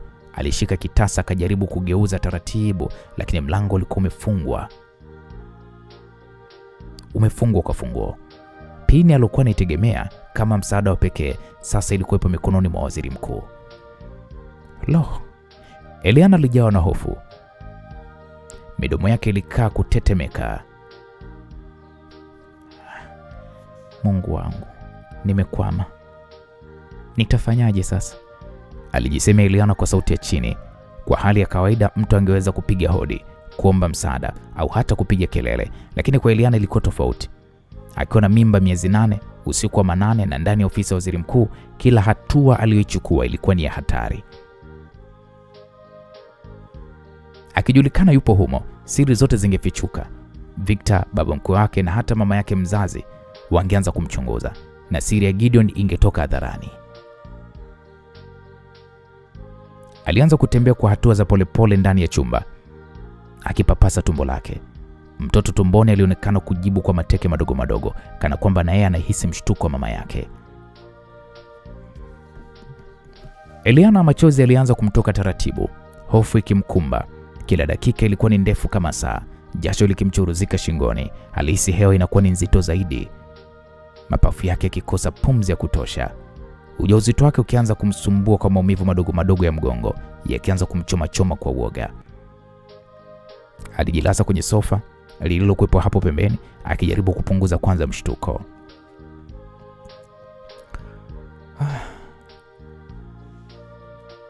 Nikitulia labda nitapata akili ya kutoroka humo. Alijiambia hivyo, lakini mawazo yake yakazidi kumvuruga. Akikumbuka maneno ya Gideon, ndani ya wiki 2 uniletee taarifa zote, la sivyo nitafichua ukweli. Sasa tayari alikuwa na nyaraka mkononi, lakini hatari kubwa ilikuwa anaweza kufa kabla hata ya kutoka mule ndani. Alisogea tena kwenye mlango, akajaribu kuusukuma kwa nguvu, lakini mlango uligoma. Ukimya mzito ulitawala. Taa ya dari iliwaka juu yake, ikimwacha kihisi kama yuko kwenye jera ya siri. Mara ghafla, tumbo lake lilianza kuvuta ganzi. Alishika kiuno kwa mikono miwili, macho yakikunjika kwa hofu. La hasha, siwezi kupata uchungu sasa. Huu sio muda wake wa kujifungua. Alijisemea kwa sauti dhaifu, hofu ikimkumba zaidi, akihisi labda shinikizo la mawazo na hofu vinaweza kumshusha uchungu wa mapema. Kila sekunde ikawa kama jinamizi. Alikuwa anatembea hatua 3, anarudi, anakaa chini, anajinyanyua tena. Mapigo ya moyo yakawa ya haraka kupita kawaida. Maji ya baridi yaliibuka usogoni mwake, jasho jingi likatiririka. Macho yake yakawa ni mekundu kwa kulia kimya kimya. Kwa mara ya kwanza tangu aingie kwenye njama za Gideon, alihisi kabisa uzito wa siri anayoibeba. Hii si vita tu ya hila na usaliti, bali ni vita ya maisha na kifo. Sasa alikuwa peke yake, amenaswa katika ofisi ya mtu ambaye ana siri kubwa kuliko alivyodhani. Alifumba macho na kuinua kichwa juu. Alisema kwa sauti ya kunong'ona, Mungu wangu, nisaidie. Siwezi kupoteza maisha yangu sasa. Siwezi kumpoteza mtoto huyu. Nipe nguvu ya kutoroka. Lakini badala ya majibu, alibaki akisikia sauti ya upepo mdogo ukipiga madirishani na mwangwi wa saa ukutani ukihesabu sekunde zake taratibu. Kadiri muda ulivyozidi kwenda ndivyo hali yake nayo ilikuwa inazidi kuwa mbaya. Alianza kujihisi kizunguzungu. Alitamani kupiga kelele za kuomba msaada, lakini alishindwa. Mwili wake uliishiwa nguvu ghafla. Hakuchukua muda mrefu, alianguka chini na kupoteza fahamu, huku akiwa amekumbatia lile faili alilokuja kulichukua mule ofisini. Alipokuja kufumbua macho, mwanga mkali wa jua uliingia dirishani na kumfanya azibe uso wake kwa mkono dhaifu. Midomo yake pamoja na koo lake lilikuwa limekauka. Dakika chache zilizofuata alitambua yuko kitandani, na sio nyumbani, sio ofisini, bali ni ndani ya kitanda cha hospitali. Aligeuza shingo polepole na kushtuka. Wote walikuwepo. Mume wake Victor akiwa karibu na kichwa chake, uso wake ulimwangalia kwa tabasamu na faraja. Baba mkwe wake Waziri Mkuu akiwa amekaa kiti cha pembeni, akionekana mwenye amani isiyokuwa ya kawaida. Mama mkwe wake akiwa na macho yenye upole, huku akimshika mkono wa kushoto. Pembeni kidogo alikuwepo Duncan, binamu wa Victor, na mke wake Mary, wote wakionekana kufurahia kumwona Eliana akizinduka.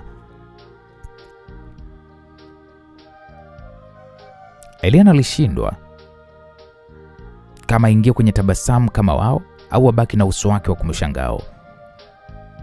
Alihisi kama mtu aliyeokotwa jangwani na kurudishwa mjini bila maelezo. Victor alisema kwa sauti yenye furaha, akishika mkono wake, kwamba mpenzi, hatimaye umeamka. Tumekuwa tukisubiri kwa wasiwasi sana. Eliana ilibidi kwanza meze mate, akajaribu pale kuzungumza, lakini sauti yake ilikuwa ni dhaifu.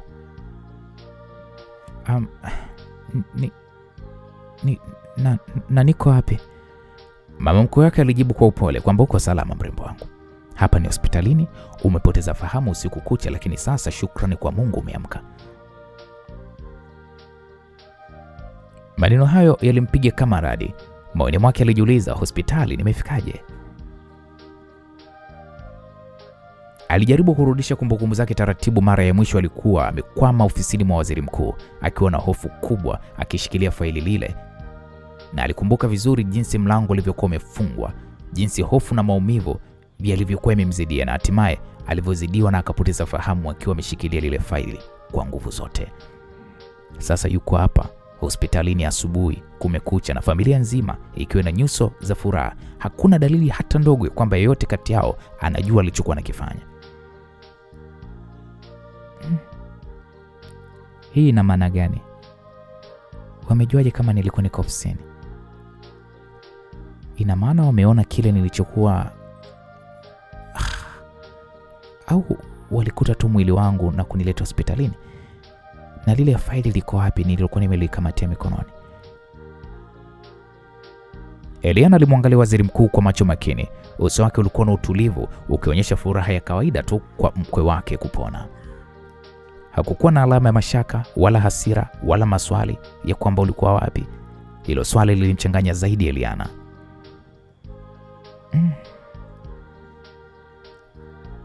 Huyu baba mkwe ni mtu mwelevu mno. Kama amejua nilikuwa ofisini kwake, kwa nini hasemi? Na kama hajajua, basi ni nani alinitoa ofisini? Na lile faili liko wapi? Alijiwazia Eliana. Alijilazimisha kutabasamu kwa sekunde chache, lakini ndani kabisa alikuwa na kicheko cha huzuni. Presha ya mimba na uchovu ndio kisingizio kizuri alichokiona kuliko vyote. Lakini je, ni kweli au ni hadithi ambayo wote wamekubaliana kumpumbaza? Victor alivuta kiti chake karibu zaidi na kisha akasema kwa sauti ya furaha, tulikuwa tuna hofu sana Eliana. Jana usiku ulipopoteza fahamu, tulishindwa kuelewa nini kilichokusibu, lakini madaktari wamesema ilikuwa ni presha ya mimba na uchovu, hakuna jambo jingine. Sasa utapumzika na kila kitu kitakuwa sawa. Duncan alimkaribia, akampiga mguso wa kistaarabu kwenye bega lake na akamwambia, tulikuwa wote tukikusubiri. Hata Mary alilia sana kidhani huenda mambo yameharibika, lakini sasa angalia, umerejea na uso wako mzuri. Mary naye alimnyemelea, macho yake yakiwa na unyevunyevu, akamwambia, tulifurahi sana kusikia mapigo ya moyo wa mtoto wako bado yako vizuri. Ni heri ya Mungu na kwa familia yetu. Maneno hayo ya Mary yalimkuna rohoni kabisa Eliana. Mtoto wake alikuwa salama, hiyo ndio faraja kubwa zaidi, lakini mawazo yakamrudisha haraka kwa lile faili. Lile ndo misingi ya yote, ndilo lililokuwa lina siri kubwa na ndilo lililokuwa na sababu ya hatari yake. Sasa ikiwa halipo tena kwake na ikiwa tayari amejulikana kama alikuwa mule ofisini, ina maana kwamba itakuwa ni ngumu sana kwake kulitia tena mikononi mwake lile faili. Alijaribu kuuliza kwa tahadhari, sauti yake ikitetemeka. Nani aliyenileta hapo hospitali? Kulikuwa kuna kimya mdogo, wote wakitazamana, na kisha wakamwangalia waziri mkuu. Yeye alitabasamu kwa upole na kisha akamjibu kwa sauti tulivu. Usijali kwa hilo Eliana, cha muhimu ni kwamba sasa uko salama. Hata sihitaji kukuuliza wapi sijui. Najua wajibu wangu ni kuhakikisha unakuwa na amani na mtoto wako yuko salama. Sasa unachotakiwa ni kuweza kupumzika. Naam, maneno hayo yalikuwa ni kama kisu chenye makali mawili. Kwa juu yalikuwa ni maneno ya upendo na faraja, lakini kwa ndani yalikuwa ni fumbo. Je, alikuwa akimaanisha kuwa anajua lakini hataki kusema, au alikuwa hajui chochote na alikuwa akimtoa hofu tu? Eliana alijilazimisha kutabasamu, lakini ndani ya moyo wake mawazo yalimzingira. Kwa nini haisi vibaya hata kidogo? Kwa nini ananipa utulivu huu kama kweli aliona nilichokuwa nacho? Basi sasa hivi angekuwa na hasira kali, au pengine mtu mwingine ndiye alinitoa mule ofisini na hakuwahi kufika kugundua chochote kile. Lakini nani huyo? Alijiwazia Eliana, lakini hata hivyo bado hakupata majibu. Kila aliyezunguka kitanda chake alikuwa na uso wa furaha na faraja, lakini kwa Eliana ilikuwa ni kama kila tabasamu lilimficha kitu, na tabasamu la waziri mkuu lilikuwa ni gumu zaidi kulisoma. Eliana moyoni alianza kusikia joto la hofu tena. Hali hiyo haikuwa ya kawaida. Siri aliyoibeba ilikuwa ni nzito, na sasa alikuwa menaswa katikati ya familia ambayo haikumpa ukweli. Baada ya takriban masaa mawili kupita, Eliana alikuwa amekaa kitandani, bado mwili wake ukiwa dhaifu kutokana na kupoteza fahamu usiku uliopita. Mawazo yalikuwa yakipishana kichwani mwake kama mawimbi yasiyokuwa na utulivu. Kila mara alijaribu kuunganisha picha alizokuwa nazo kabla hajazimia na hali aliyokutana nayo baada ya kuamka. Alihakikisha kabisa kuwa usiku ule alikuwa ndani ya ofisi ya baba mkwe wake, waziri mkuu, akiwa amekumbatia lile faili, lakini sasa ameamka yuko hospitalini na familia nzima ikimzunguka kwa furaha. Hakuna hata mmoja aliyeonyesha shaka naye. Sasa alibaki anajiuliza mwenyewe, ni nani aliyemtoa mule ndani? Na je, waliona kile alichokuwa nacho mikononi mwake? Maswali yalikuwa ni mengi kuliko majibu. Msikilizaji, hata mwenyewe utakuwa unajiuliza. Hebu tujiulize vizuri katika sehemu ya 21 itakayofuata tuweze kujua mambo yatakuwaje. Patamu hapo. Hata nisiseme sana. Bwana, mimi naitwa Uncle James, umetayarishwa na kuandaliwa na Said JR. Asante na kwaheri. Tukutane sehemu ya 21.